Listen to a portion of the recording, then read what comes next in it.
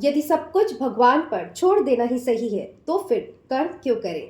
Hey guys, welcome to my channel. It's me, मैं हूं और आज हम अध्ययन करेंगे गीता के तीसरे और सबसे इंपॉर्टेंट अध्याय का, जो है कर्म योग। जी हाँ, कर्म योग जो हमें सिखाता है कर्म हमें क्यों करना चाहिए, कैसे करना चाहिए, अगर हम कर्म नहीं करेंगे तो इसका निष्कर्ष क्या होगा और कर्म हमें कैसे करना चाहिए और बिना किसी फल की आशा के हम कैसे कर्म कर सकते हैं। सब बातें गीता के इस तीसरे अध्याय में हम डिस्कस करने वाले हैं। और आज इस सीरीज के थर्ड एपिसोड में गीता चैप्टर 3 कर्म योग पर आज जब हम बात करने वाले हैं तो उससे पहले एक छोटा सा रिकैप हम देते हैं ताकि आप कनेक्ट कर सकें कि फर्स्ट और सेकंड पार्ट में क्या हुआ था। तो पहले अध्याय में हमने डिस्कस किया था कि कैसे अर्जुन क्षेत्र में युद्ध के लिए खड़ा है और जब कृष्ण उनके रथ को उनके ही कहने पर युद्ध भूमि के बीचों बीच ले जाते हैं तो उनको अपने सभी स्वजनों को देखकर एक दुख उत्पन्न होता है, एक निराशा उत्पन्न होती है और इसीलिए इस पहले अध्याय का नाम पड़ा अर्जुन विषाद योग,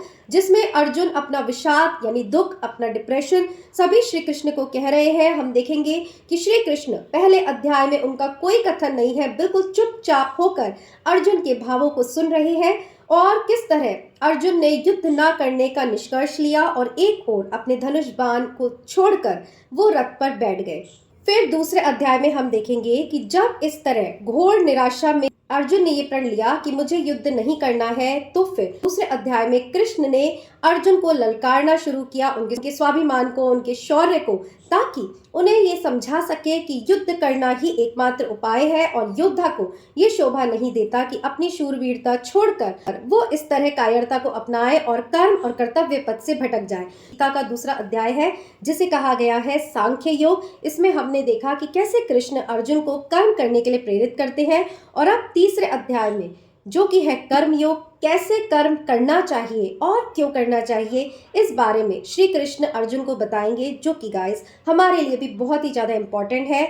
अभी अगर कलयुग में आप भक्ति ना कर पाए, योग न कर पाए, तपस्या ना कर पाए, बट कर्म एक ऐसी चीज़ है जिससे बचा नहीं जा सकता, चाहे वो संत हो, सन्यासी हो, चाहे वो गृहस्थ हो, चाहे वो नॉर्मल इंसान हमारी तरह हो, तो कर्म करना ही पड़ेगा, कर्म करना ही चाहिए। और कैसे और क्यों, इन्हीं सब बातों पर अब हम विचार करते हैं गीता के तीसरे अध्याय में, जो कि है कर्मयोग। चलिए श्री कृष्ण का आह्वान करते हैं, गुरु को प्रणाम करते हैं, क्योंकि गुरु के बिना तो कोई भी ज्ञान न पाना संभव है न देना संभव है। सभी दैवी शक्तियों का आह्वान करते हैं और आप भी मेरे साथ भगवत गीता के ग्रंथ को खोलिए और भगवत गीता का ये तीसरा पाठ शुरू करते हैं।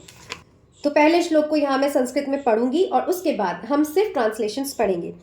ज्यायसी चेत कर्मणस्ते मता बुद्धिर जनार्दन तत्किम कर्मणि घोरे माम नियोजसी केशव।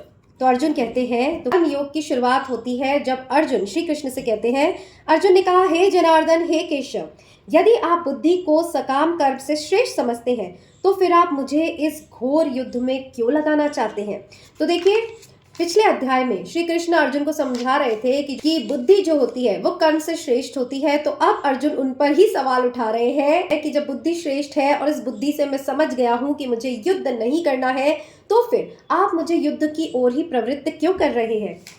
इसके आगे वो कहते हैं, आपके व्यमिश्रित उपदेशों से मेरी बुद्धि मोहित हो गई है। व्यमिश्रित मतलब अनेकार्थक, मतलब आप कभी बुद्धि को श्रेष्ठ कहते हैं, कभी कर्म को श्रेष्ठ कहते हैं, तो ये सब सुनकर जो है अर्जुन जो है वो कंफ्यूज हो जाते हैं। तो ऐसा ही कंफ्यूजन आप देखें हमारे भी जीवन में होता है कि कोई कहता है कर्म जरूरी है, कोई कहता है भक्ति करनी जरूरी है, कोई कहता है कर्म मत करो, कोई कहता है पढ़ाई करो, कोई कहता है पढ़ लिख कर भी क्या ही मिल गया, इस पढ़ाई का क्या ही फायदा। तो ऐसा ही कंफ्यूजन अर्जुन के समक्ष भी है और वो आगे कहते हैं, अतः कृपा करके निश्चय पूर्वक मुझे बताए कि इनमें से मेरे लिए सर्वाधिक श्रेयस्कर क्या होगा।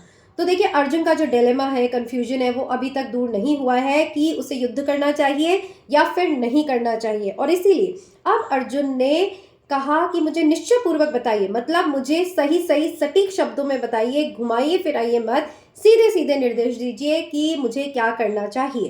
कर्मयोग का प्रथम श्लोक भी हम संस्कृत में पढ़ेंगे। श्री भगवानुवाच, मतलब श्री कृष्ण कहते हैं, लोके अस्मिन् द्विविधा निष्ठा पुरा प्रोक्ता मया नघ ज्ञान योगेन सांख्यानाम कर्म योगेन योगिनाम। श्री कृष्ण कहते हैं, निष्पाप अर्जुन, मैं पहले ही बता चुका हूं कि आत्म साक्षात्कार का प्रयत्न करने वाले दो प्रकार के पुरुष होते हैं। कुछ इसे ज्ञान योग द्वारा समझने का प्रयत्न करते हैं, तो कुछ भक्ति में सेवा के द्वारा। आगे भगवान कहते हैं, न तो कर्म के विमुख होकर कोई कर्म फल से छुटकारा पा सकता है और न केवल संन्यास से सिद्धि प्राप्त की जा सकती है। मतलब यहाँ श्री कृष्ण बता रहे हैं कि तुम कोई भी योग चुनो, कर्म के बिना कुछ नहीं हो सकता। न तो सन्यासी बनकर ही कर्म का त्याग किया जा सकता है, न ही गृहस्थ बनकर ही कर्म का त्याग किया जा सकता है। मतलब कि दोनों ही कंडीशंस में कर्म तो करना ही पड़ेगा। प्रत्येक व्यक्ति को प्रकृति से अर्जित गुणों के अनुसार विवश होकर कर्म करना ही पड़ता है। अतः कोई भी एक क्षण भर के लिए भी बिना कर्म किए नहीं रह सकते। तो ये जो कृष्ण है वो बता रहे हैं कि अर्जुन, इस विचार को छोड़ दो कि कर्म के बिना कोई भी व्यक्ति रह सकता है, एक क्षण भी कर्म किए बिना नहीं रह सकते। अब देखिए, हम कहते हैं कर्म सिर्फ हाथों से ही नहीं होता, मनसा वाचा कर्मणा। अगर आप कुछ नहीं कर रहे हैं पर आपके विचार चल रहे हैं तो भी आप अपने लिए कर्म बना रहे हैं कि आपके विचार अच्छे हैं या बुरे। तो ये जो कर्म है, चाहे कुछ भी हो, कोई भी क्षण बिना कर्म के आप नहीं जी सकते। आगे कहते हैं, जो कर्मेंद्रियों को वश में तो करता है किंतु जिसका मन इंद्रिय विषयों का चिंतन करता रहता है, वह निश्चित रूप से स्वयं को धोखा देता है और मिथ्याचारी कहलाता है। यहाँ वो कह रहे हैं कि कर्मेंद्रियों को, मतलब आप कर्म ना करें, कर्म करने वाली सारी इंद्रियों को तो आपने अपने वश में कर लिया, पर आप चिंतन करते रहते। वही जो बात मैंने अभी कही कि मन से भी अगर आप सोच रहे हैं तो वो आपका सोचना भी एक कर्म है। तो श्री कृष्ण कहते हैं, ऐसा व्यक्ति जो कर्मों की इंद्रियों को तो वश में करता है बट चिंतन से वो प्रत्येक क्षण कर्म कर रहा है, ऐसे लोग मिथ्याचारी होते हैं, धोखा देने वाले होते हैं, मीन्स फ्रॉड होते हैं, फेक होते हैं।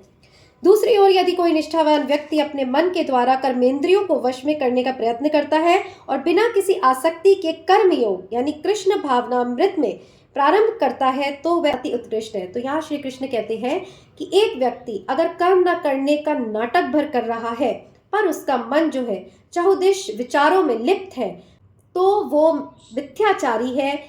इसके विपरीत अगर कोई कर्म इंद्रियों को वश में करता है और फिर अपने कर्म को ईश्वर को समर्पित करते हुए कर्म करता है, तो फिर वह श्रेयस्कर है और यही सबको करना चाहिए। इसका मतलब ये है कि कर्म तो करना ही पड़ेगा। इंद्रियों को हमने वश में कर लिया, उसके उपरांत भी आपको कर्म तो करना पड़ेगा, बट उस कर्म में फिर आप आसक्ति नहीं रखेंगे। और आसक्ति कब नहीं होगी? जब आप फल की आशा नहीं करेंगे। और जब फल की आशा ही नहीं होगी तो फिर वो जो कर्म है वो ईश्वर के निमित्त होगा और आप उसके कर्म फल से बच जाएंगे। यही यहाँ श्री कृष्ण कहना चाहते हैं। अपना नियत कर्म करो, क्योंकि कर्म न करने की अपेक्षा कर्म करना श्रेष्ठ है। कर्म के बिना तो शरीर निर्वाह भी नहीं हो सकता। तो श्री कृष्ण बता रहे हैं, बहुत ही सिंपल लैंग्वेज है कि कर्म तो करना ही पड़ेगा, शरीर का निर्वाह भी नहीं हो सकता। मीन्स अपने शरीर को स्वच्छ रखना, शरीर इस देह के लिए खाना बनाना, उसे खिलाना, उसे स्वच्छ रखना, ये सब भी एक कर्म ही है। तो कर्म तो करना ही पड़ेगा। श्री विष्णु के लिए यज्ञ रूप में करना चाहिए, अन्यथा कर्म के द्वारा इस भौतिक जगत में बंधन उत्पन्न होता है।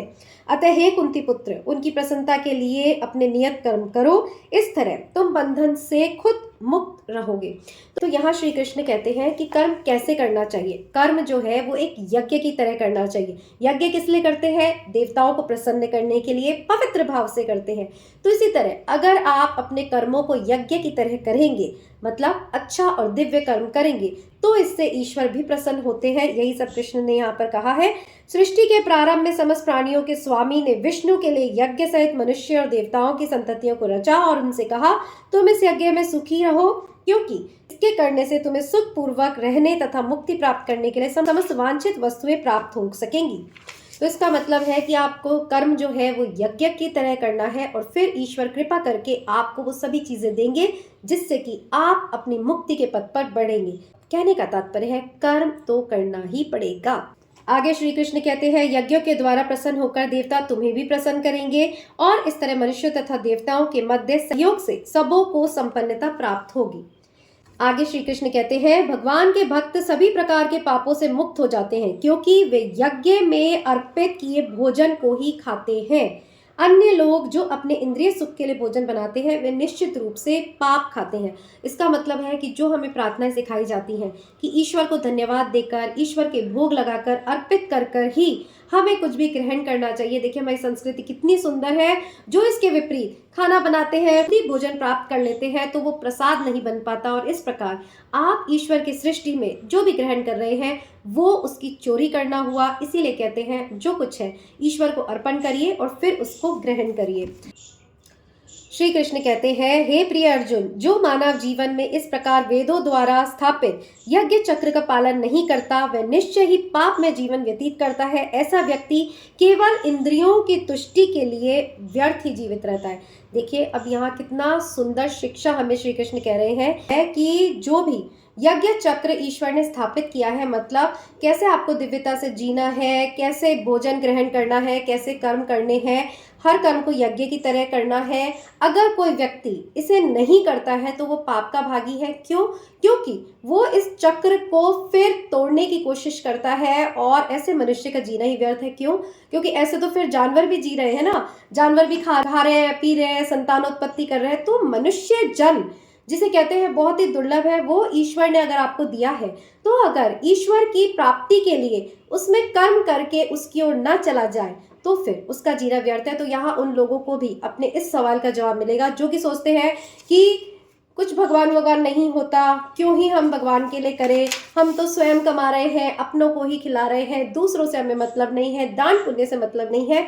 तो यहाँ बता दिया गया है ऐसा व्यक्ति जो सिर्फ और सिर्फ अपने लिए या सिर्फ और सिर्फ अपने घर परिवार बच्चों के लिए जीता है उसका जीना व्यर्थ है। आगे चलते हैं। किंतु जो व्यक्ति आत्मा में ही आनंद लेता है तथा जिसका जीवन आत्म साक्षात्कार युक्त है और जो अपने में पूर्णतया संतुष्ट रहता है उसके लिए कुछ करणीय नहीं होता।